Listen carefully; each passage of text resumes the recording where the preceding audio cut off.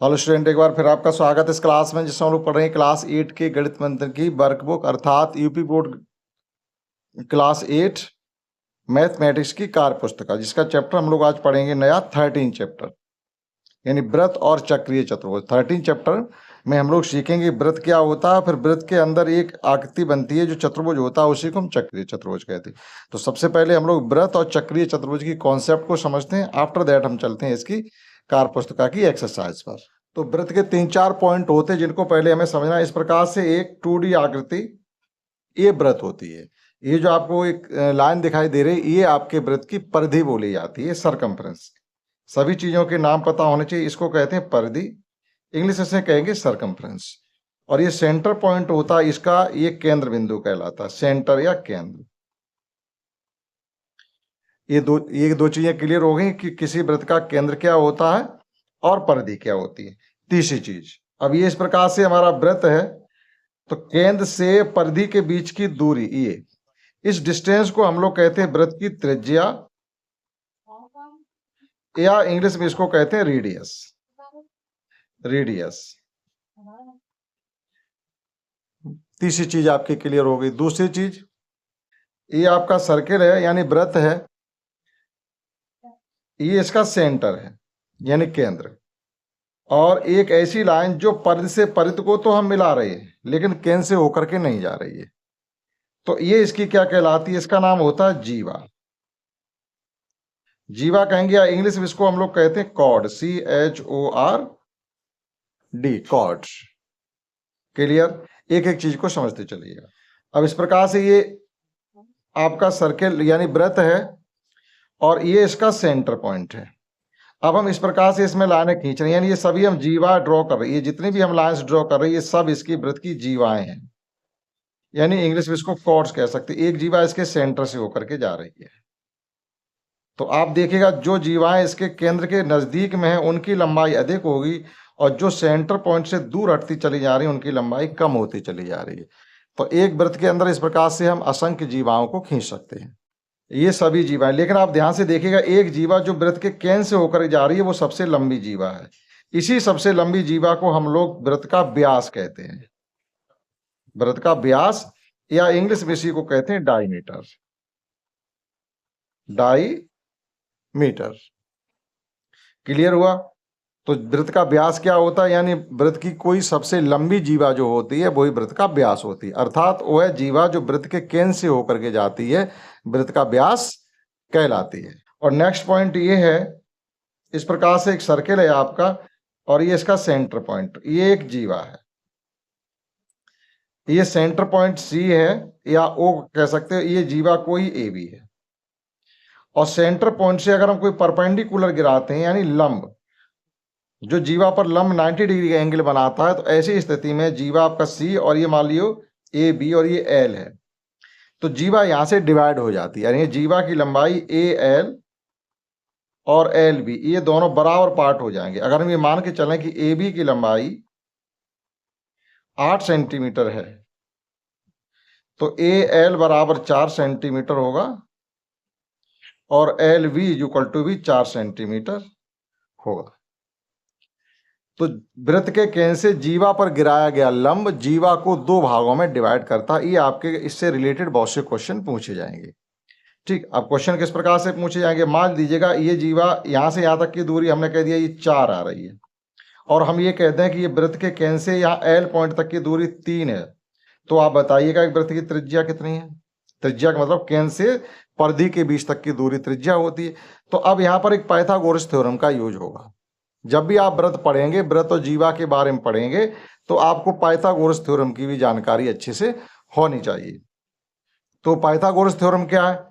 Pythagoras theorem लगती किसी right angle triangle में यानी समकोण त्रिभुज में। तो ये आपका त्रिभुज CLA एक समकोण त्रिभुजित बन गया। तो अब देखिएगा यहां से हम समकोण त्रिभुज की कॉन्सेप्ट को भी क्लियर कर लें। व्रत से रिलेटेड पॉइंट आपके जो थे वो हमने बता दिए कि जीवा क्या होती है, व्रत का व्यास क्या होता है, त्रिज्या क्या होती है, परिधि क्या होती है। क्लियर हुआ? उसके बाद सीखेंगे हम चक्रीय चतुर्भुज में। तो थोड़ा हम सीखेंगे अभी पाइथागोरस थ्योरम के बारे में, क्योंकि बहुत से क्वेश्चन में वो हमें यूज करनी पड़ेगी। अब जैसे देखिएगा ये कोई राइट एंगल ट्राइंगल है, राइट एंगल ट्राइंगल यानी समकोण त्रिभुज, यानी यहाँ पर कोण समकोण है, ये 90 अंश का कोण बन रहा है और ये ए बी और सी है, ये ए बी सी कोई राइट एंगल ट्राइंगल है और उसमें आपको दिया जा रहा है कि ए बी बराबर हम आपको 4 सेंटीमीटर बता रहे हैं और b c is equal to हम आपको 3 सेंटीमीटर बता रहे हैं। तो आप ए सी की लंबाई बताइएगा। तो ए सी की लंबाई बताने के लिए आपको पाइथागोरस थ्योरम का यूज करना पड़ेगा। अब पाइथागोरस थ्योरम क्या कहती है, अगर कोई समकोण त्रिभुज है, पाइथागोरस थ्योरम में ये जो भुजा होती है ये आधार बोली जाती है समकोण त्रिभुज में, और ये भुजा लंब बोली जाती है और ये भुजा कर्ण बोली जाती है। जो समकोण के 90 अंश के कोण के सामने भुजा कर्ण होती है और 90 अंश का कोण बनाने वाली भुजाओं के नाम आधार और लंब होता है। ये जो पड़ी भुजा होती है आधार होती है, खड़ी भुजा लंब होती है। तो अगर पाइथागोरस थ्योरम की बात करें तो पाइथागोरस थ्योरम होती है कि कर्ण का वर्ग बराबर आधार का वर्ग प्लस लंब वर्ग, ये होता है पाइथागोरस थ्योरम का कॉन्सेप्ट। अब इसमें 3 पॉइंट हैं आपकी, कर्ण जैसे ए सी है और आधार बी सी है और लंब हमारा ए बी है। इतने पॉइंट इसमें 3 है, तो 3 में से कोई भी आपको 2 पॉइंट दिए जाएंगे, चौथा आप ट्रांसपोजिशन यानी पंचांतर करके निकाल लेंगे। अब जैसे इसमें कर्ण ही निकालना हमको, तो ये कितनी है बी सी हमने कहा 3 सेंटीमीटर, 3 का वर्ग 9 हो जाएगा और ए बी 4 है, 4 का वर्ग 16 हो जाएगा, 16 9 को जोड़िएगा 25, तो ए सी वर्ग बराबर 25 आ गया। तो ए सी बराबर कितना होगा, जब ए सी निकालेंगे तो √25 यानी ये आ गया आपका 5 सेंटीमीटर। इसका मतलब है इसका कर्ण 5 सेंटीमीटर का है। तो इसकी बहुत जरूरत पड़ेगी आपको इस व्रत के सवालों को करने के लिए। तो इतनी चीज आपकी क्लियर हो गई। आप समझते हैं चक्रीय चतुर्भुज क्या होता है, साइक्लिक क्वाड्रिलेटरल। अब साइक्लिक क्वाड्रिलेटरल की कॉन्सेप्ट ये है कि कोई सर्किल है, सर्किल पर कोई 4 पॉइंट हैं, इन चारों पॉइंट्स को आप इस प्रकार से ज्वाइन कर दीजिएगा। सर्किल के ऊपर है परिधि पर ये पॉइंट, ये हमने ज्वाइन कर दी। ये पॉइंट आपका ए है, ये बी है, ये सी है, ये डी पॉइंट है। तो इस प्रकार से कोई 4 पॉइंट आपके सर्किल पर लाई कर रहे हैं, तो वो चारों पॉइंटों को जब हम मिलाएंगे तो आपको चक्रीय चतुर्भुज प्राप्त होगा, यानी चतुर्भुज प्राप्त होगा ए बी सी डी। ये ए बी सी डी जो चतुर्भुज आपको प्राप्त हो रहा है इसी को हम लोग चक्रीय चतुर्भुज कहते हैं। चक्रीय चतुर्भुज या cyclic quadrilateral, cyclic CYCLIC quadrilateral,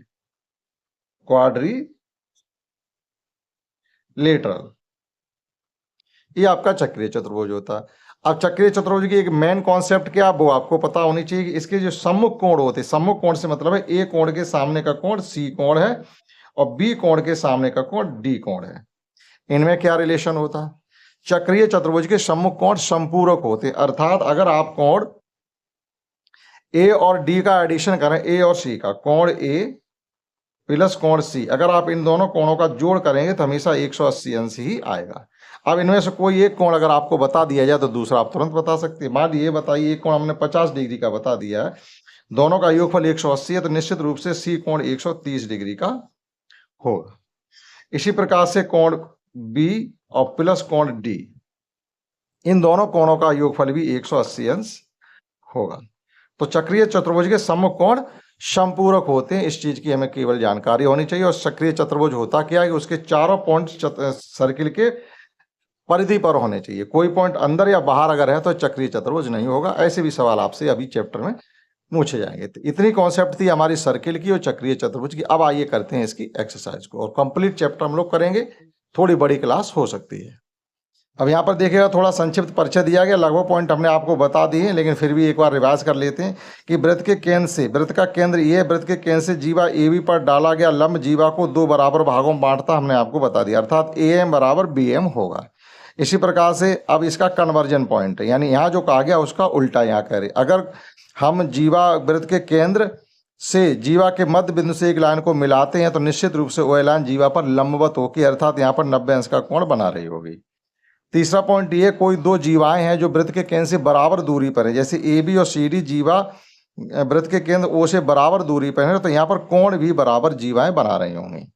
ठीक, चक्रीय चतुर्भुज के चारों शीर्ष वृत्त के केंद्र वृत्त पर स्थित होते हैं, ये हम आपको बता चुके हैं। चक्रीय चतुर्भुज के सम्मुख कोण संपूरक होते हैं, ये भी अभी आपने बता दिया। यानी सम्मुख से मतलब है कोण A + C बराबर 180 और B + D बराबर भी 180 अंश हो गए। वृत्त पर स्थित सभी बिंदु चक्रीय चतुर्भुज होते हैं, यानी ABCD चक्रीय बिंदु कहे जाते हैं। ये कोई बिंदु है आपके ABCD, इन्हें चक्रीय बिंदु कहेंगे। इन्हें आपस में आप इस प्रकार से मिला देंगे जब ऐसे, तो ये आपका एक चक्रीय चतुर्भुज बनके तैयार हो जाएगा। तो वो बिंदु भी चक्रीय बिंदु कहे जाते हैं। तो ये था इसका संक्षिप्त परिचय। अब करते हैं इसकी एक्सरसाइज के क्वेश्चन। अब देखिएगा यहाँ पर कुछ खाली जगह भरने के लिए दी गई। जैसे किसी वृत्त की त्रिज्या 5 सेंटीमीटर है और जीवा की लंबाई 8 सेंटीमीटर है, तो OP बताइएगा। OP क्या है? O वृत्त का केंद्र है, जीवा AB और त्रिज्या OP है। यहाँ पर हमसे त्रिज्या पूछी जा रही, तो आप किस प्रकार से करेंगे? तो आप देखिएगा इसमें इस प्रकार से एक वृत्त बनाइएगा। ये हमने वृत्त बना लिया।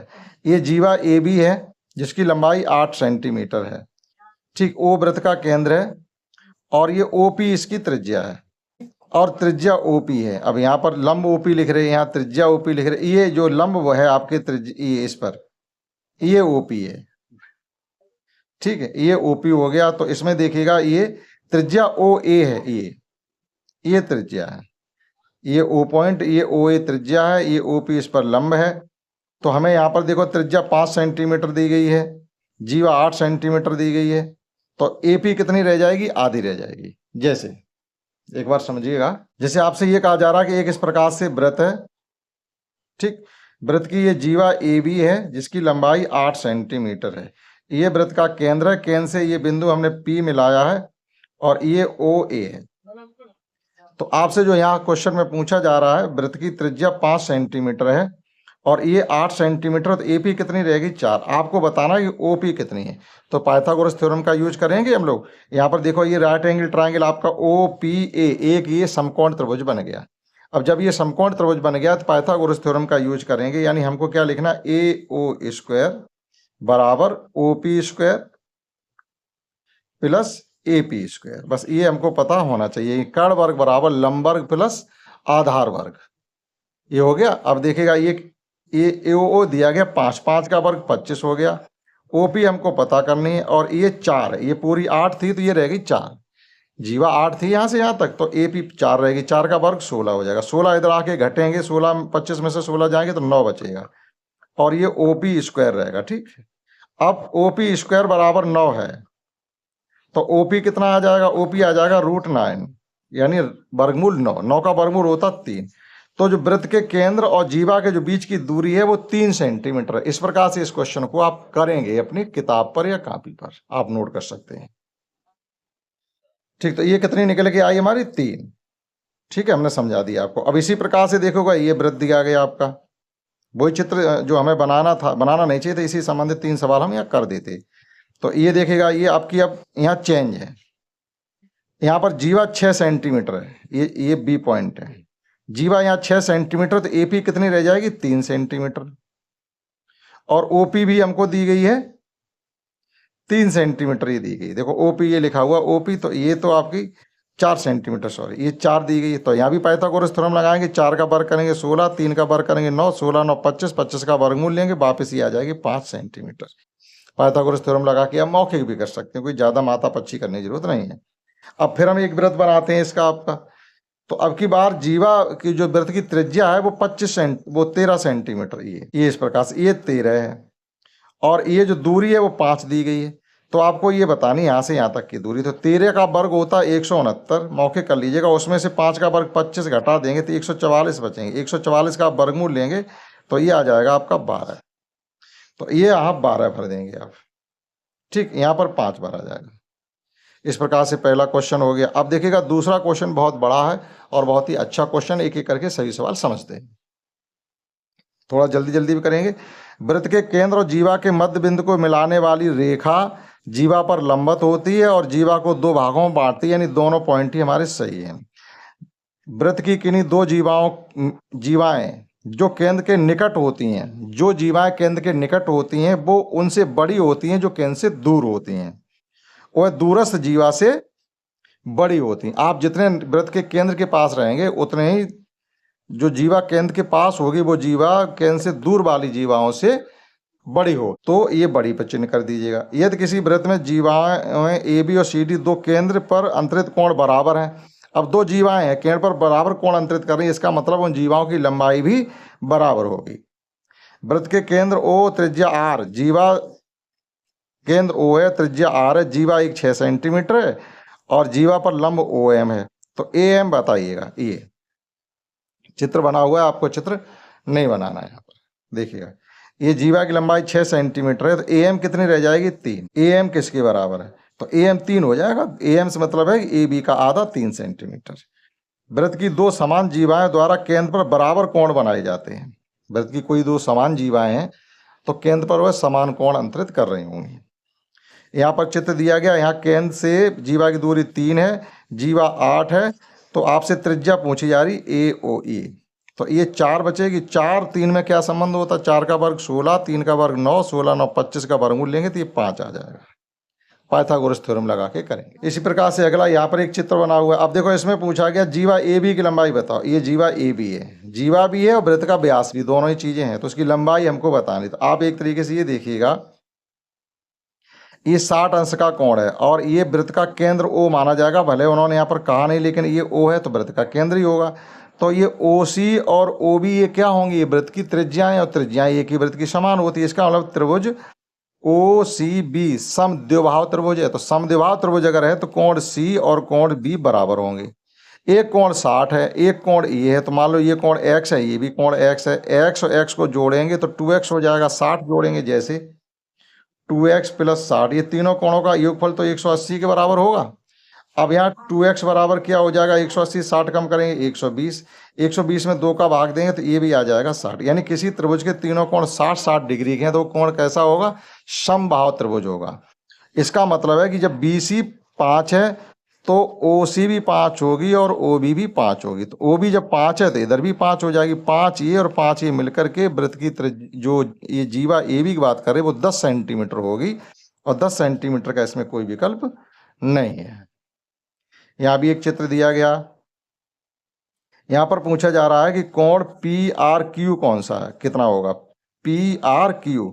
ये कोण 180 सीधी रेखा है, सीधी रेखा पर तो कोण 180 डिग्री का बनता है। यहाँ भी एक चित्र आपको दिया गया, इसमें देखिएगा क्या पूछा जा रहा है हमसे। यहाँ पर दो जीवाएं आपकी हैं AB और CD। जीवा AB यानी एक जीवा आपकी AB, एक CD, दोनों जीवाएं बराबर हैं। बराबर जीवाएं केंद्र से बराबर दूरी पर होती हैं। फिर उन्होंने कह दिया एक जीवा जो है वो OP आपके केंद्र से 2.5 सेंटीमीटर दूर है। तो बताओ OQ कितनी दूरी पर होगी, वो भी 2.5 सेंटीमीटर पर ही होगी, क्योंकि बराबर जीवाएं केंद्र से बराबर दूरी पर होती हैं। ये कॉन्सेप्ट याद रहनी चाहिए। यहाँ पर देखिएगा ये केंद्र और जीवा के बीच की दूरी 12 सेंटीमीटर है और जीवा की लंबाई 10 है, तो AP कितनी हो जाएगी, आधी यानी 5, और 5 12 13। ये पाइथागोरियन ट्रिपलेट आप उनको याद रखिएगा। तो इसका मतलब है कि जो वृत्त की त्रिज्या होगी वो 13 सेंटीमीटर होगी, जो कि इसमें कोई विकल्प नहीं दिया गया है। इसी प्रकार से देखिएगा अगला, यहाँ पर ये दो जीवाएं बराबर हैं, तो दो जीवाएं बराबर केंद्र पर बराबर कोण बनाएंगे। तो इधर 67 है तो इधर भी 67 डिग्री का ही कोण होगा। अगला 3 असंरेख। असंरेख मतलब ऐसे बिंदु जो एक सीध में नहीं है। संरेख का मतलब होता है ऐसे बिंदु जो एक सीध में आ रहे हैं। ठीक है, 3 असंरेख बिंदु PQR से गुजरने वाले वृत्तों की संख्या। 3 असंरेख बिंदुओं से होकर जाने वाला वृत्त जो होता है वहां से एक ही वृत्त को खींचा जा सकता है। यहाँ पर देखिएगा ये आपकी 12 है, ये 16 है और ये O पॉइंट है। इसका मतलब BC AC आपका क्या व्यास है और ये कह रही है इस पर लंब रेखा भी है। ये देखो लंब लिखा हुआ AB BC पर लंबवत है, इसका मतलब ये कोण 90 अंश का है। तो पाइथागोरस थ्योरम लगाएंगे तो 12 का वर्ग होता है 144 और 16 का वर्ग होता है 256।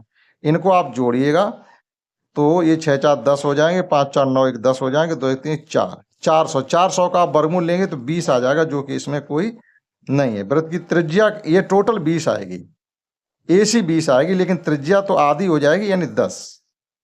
तो C इसका आंसर होगा। जो इसका व्यास आ रहा है AC वो 20 आ रहा है, त्रिज्या आपकी AO या OC होगी तो वो आधी हो जाएगी, 20 की आधी 10। अब यहाँ पर देखिएगा 4 आकृतियां यहाँ दी गई हैं। दी गई आकृतियों में चक्रीय चतुर्भुज को पहचानना है। तो चक्रीय चतुर्भुज के चारों बिंदु वृत्त की परिधि पर होंगे। यहाँ पर देखिएगा सभी कोई ABCD में वृत्त पर है ही नहीं। इसमें देखिएगा सभी बिंदु वृत्त पर हैं इसमें भी कोई बिंदु वृत्त पर नहीं है, इसमें सी नहीं है, तो इसका मतलब केवल एक ही है जो चक्रीय चतुर्भुज है। इसी प्रकार से यहाँ कहा जा रहा है चक्रीय चतुर्भुज सम्मुख कोण संपूरक होते हैं, अर्थात उनका जोड़ 180 अंश होता है। चक्रीय चतुर्भुज में एक कोण ये आपका 79 है, कोण डी बताना, जबकि इन दोनों कोणों का योगफल जैसे कोण बी और कोण डी का योगफल 180 अंश होगा। अब कोण बी आपको 79 दिया गया है और कोण डी पूछा गया है, तो 180 से जब 79 कम करेंगे हम तो कितना बचेगा 101, तो डी कोण आपका 101 आ गया। अगला क्वेश्चन, अब इसमें देखिएगा हमें एक्स वाई का मान अलग अलग निकालना पड़ेगा, तभी हम इनका अनुपात बता सकते हैं।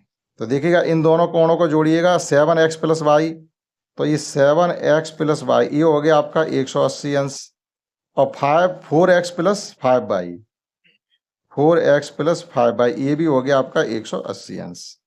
अब यहाँ से सॉल्व करके इनको x और y की वैल्यू आपको फाइंड करनी पड़ेगी जैसे। तो इस प्रकार से आपको दो समीकरण दिए जो बनेंगे हमारे चक्रीय चतुर्भुज के, जो सम्मुख कोण संपूरक होते हैं, तो आमने सामने कोणों को, जैसे कोण B प्लस कोण D बराबर 180, कोण A प्लस कोण C बराबर 180, इनको सॉल्व करके हम x और y में रेशियो फाइंड करना है, यानी हमें पता करना है x बटे y या x रेशियो y एक ही बात। अब आप इनको सब्ट्रैक्ट करिएगा, घटाइए, तो ये देखो 180 से 180 कट गए, 7 से 4 जाएंगे, ये बचेंगे आपके 3x, और यहाँ माइनस के 5 से एक प्लस का चला जाएगा तो माइनस का बचेगा 4y, और इक्वल टू हमारा 0 बचा है, तो ये लिखा जा सकता है 3x इक्वल टू 4y, ये माइनस का चिन्ह उधर जाके प्लस हो जाएगा। ठीक, तो 3 से इधर भाग कर दो, 22 से इधर भाग कर दो, तो x बटे y बराबर 4 बटे 3, या इसी को हम क्या लिख सकते हैं, इसी को हम ये लिख सकते हैं कि x बटे y को लिख सकते हैं x अनुपात y, और 4 बटे 3 को लिख सकते हैं 4 अनुपात 3।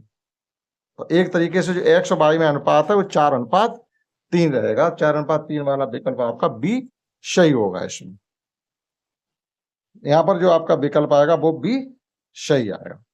अब दिए गए चित्र में देखिएगा यहाँ पर ये कोण 50 डिग्री का है, तो इन दोनों का योगफल तो 180 होना चाहिए, हमारे पास 50 है, दूसरा कितना होना चाहिए 130, मौखिक कर सकते हैं। कोई चतुर्भुज चक्रीय होगा, सम्मुख कोण संपूरक हो, चारों भुजाएं बराबर हो, नहीं, केवल एक ही चीज काफी है, सम्मुख कोण संपूरक हो, चारों भुजाएं बराबर हो या नहीं हो, इससे कोई फर्क नहीं पड़ता है।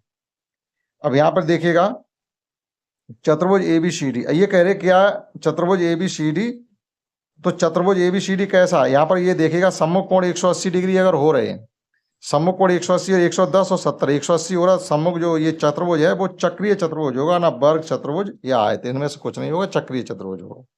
अगला क्वेश्चन, अब यहाँ पर देखिएगा ये कोण 110 है और ये 80 है, हमसे ये बाहर वाला कोण पूछा जा रहा था। अब आप ये देखिएगा जब ये 80 है तो ये कितना होना चाहिए, ये वाला कोण ये 110 होना चाहिए, क्योंकि 100 जोड़ 180 है तो ये होना चाहिए 100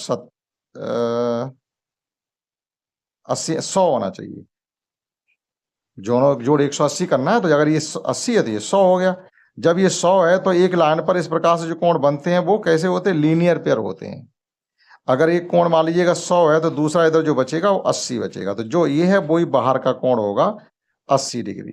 ठीक है, अब ये देखिएगा अटपटा क्वेश्चन यहाँ पर दिया गया है, ये पता होना चाहिए अगर आपके पास कोई सर्किल है और सर्किल में जो अर्धवृत्त में कोण त्रिभुज बनता है, इस प्रकार से जो अर्धवृत्त में बनता है वो हमेशा समकोण होता है, यहाँ पर 90 अंश का कोण बनता है। तो यहाँ पर भी देखिएगा ये केंद्र है, तो जो कोण ये होगा इस प्रकार से ये 90 अंश का कोण होगा, तो वो एक 90 अंश का हो गया हमारा। और चतुर्भुज आपका PQRS चक्रीय चतुर्भुज भी है, तो ये 130 का है, तो निश्चित रूप से ये कितने का बचेगा 50 डिग्री का।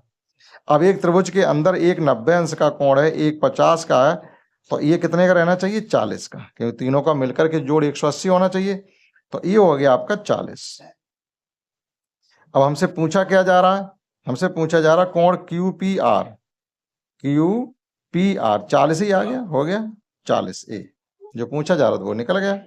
अब देखिए चक्रीय चतुर्भुज में वृत्त अंतर्गत होता है, यानी वृत्त बाहर होता है, अंतर्गत से मतलब अंदर होता नहीं, चक्रीय चतुर्भुज में वृत्त क्या होता है, बाहर होता है, बाहर होता है, चतुर्भुज के शीर्षों से गुजरता है, यही पॉइंट आपका सही होगा। देखो चतुर्भुज के शीर्षों से होकर के जा रहा है, बाहर होता है। यहाँ देखिएगा ई बढ़ाई गई ई अपर, यानी कोण ये बताना है आपको। अब देखो ये 120 है तो ये कितने का होना चाहिए, या सीधा ये होता अगर ये 120 है तो बाहर का कोण 120 ही होगा। जैसे अभी एक सवाल किया था हमने यहाँ पर, ये 80 था तो वो आपका 80 ही निकला जा करके। इसी प्रकार से अंदर का कोण अगर 120 है तो ये जो बाहर का कोण है DBE, यहाँ पर CBE नहीं पूछा गया, हमसे पूछा गया DBE, क्योंकि वैश्य कोण लिखा हुआ और CBE वैश्य कोण नहीं होगा। तो जब ये 120 है तो ये भी 120 ही होगा। एक तो ये हो गया। दूसरा, अगर ये 120 है तो ये कोण कितने को होगा, 60 डिग्री को होगा। अब ये लीनियर पेयर बन गए, दोनों का जोड़ 180 होना चाहिए। जब ये 60 है इधर 120 होगा, ऐसे बता सकते हो। तो 120 पे टिक करिएगा। तीसरे हमसे कुछ यहाँ फिलिंदा ब्लैंक्स दी गई कि वृत्त के केंद्र से जीवा पर डाला गया लंब उसे करता है समद्विभाजित। आप यहाँ लिखेंगे समद्विभाजित, समद्विभाजित, DMR बोल रहे हैं, DMO, ये यहां पर M होना चाहिए, DMO, ये कोण। अगर ये इसका मध्य बिंदु है तो वृत्त के केंद्र से जीवा पर डाला गया, जीवा के मध्य बिंदु को मिलाने वाली रेखा उस पर लंब होती है, तो आप 90 डिग्री ही मान करके चलेंगे। ठीक, अगला क्वेश्चन। अब यहाँ पर ये कोण 70 का है, ये 30 का है। हमसे पूछा जा रहा है BCD का मान, BCD, ये वाला कोण हमसे पूछा जा रहा है। तो आप एक तरीके से ये मान के चलेंगे, इसमें कहा तो गया नहीं कुछ भी, इतना नहीं कहा गया है कि जो E पॉइंट है इसका केंद्र है। E पॉइंट को अगर हम केंद्र मान के चलेंगे तो हम इसको कर सकते हैं, अन्यथा फिर करना मुश्किल पड़ जाएगा। अगर ये केंद्र है तो एक तरीके से ये इसकी जीवाएं होंगी, OAEC और EBG, वो का नाम त्रिज्याएं हैं। तो त्रिज्या किसी वृत्त की समान होती है। तो ये 70 का है तो ये कोण भी 70 का होगा, ये इतना वाला ये। जब ये 70 का हो गया है तो फिर ये भी 70 हो जाएगा आपका 140। तो ये कोण बचेगा हमारा 40 डिग्री का। ठीक, जब ये 40 का बचेगा तो ये कोण हो जाएगा आपका 140 का, क्योंकि ये पूरा 180 है। अब इसी प्रकार से ये भी त्रिज्या है तो ये कोण भी दोनों कैसे होंगे, बराबर। जब ये हमारे पास 140 पहले से जमा है तो ये कोण दोनों 20-20 के होंगे, तो मिलकर 180 अंश हो जाएंगे। तो जो कोण आपका ये BCD होगा, कोण BCD ये होगा केवल 20 डिग्री का। ठीक, हम इस प्रकार से कर रहे हैं, एक बार समझ लीजिएगा, लिखेंगे नहीं, कि E हम ये मान के चल रहे हैं कि सर्किल का सेंटर पॉइंट है। तो फिर EC और EB क्या होंगी, त्रिज्याएं होंगी। तो त्रिज्या एक ही वृत्त की समान होती हैं, तो ये समद्विबाहु त्रिभुज बनेगा। इस प्रकार से ये जो समद्विबाहु त्रिभुज होता है तो ये दोनों कोण बराबर होते हैं। अगर ये दोनों भुजाएं बराबर हैं तो ये 70 है तो ये भी 70 डिग्री होगा। तो 70 70 140 तो यही हो गए। तो ये कोण कितने का बचेगा, केवल 40 डिग्री का, क्योंकि तीनों मिलकर के 180 अंश के होने चाहिए। तो जब ये 40 को हो गया यहाँ पर, तो ये इधर का कितना बचेगा, लीनियर पेयर। इस प्रकार से जब ये 40 है तो इधर बचेगा आपका 140। और इसी प्रकार से ED और EC भी वृत्त की त्रिज्या, फिर वो समद्विबाहु त्रिभुज हो गया, तो ये कोण भी दोनों बराबर होंगे।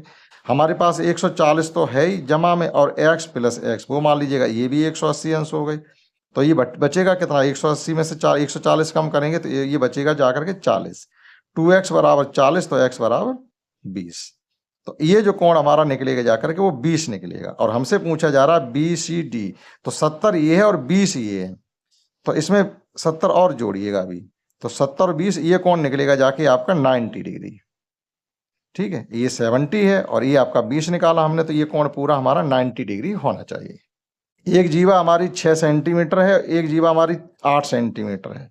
अब वो ये कह रहे हैं वृत्त की त्रिज्या 5 सेंटीमीटर है, ये 5 है तो ये भी 5 होगी।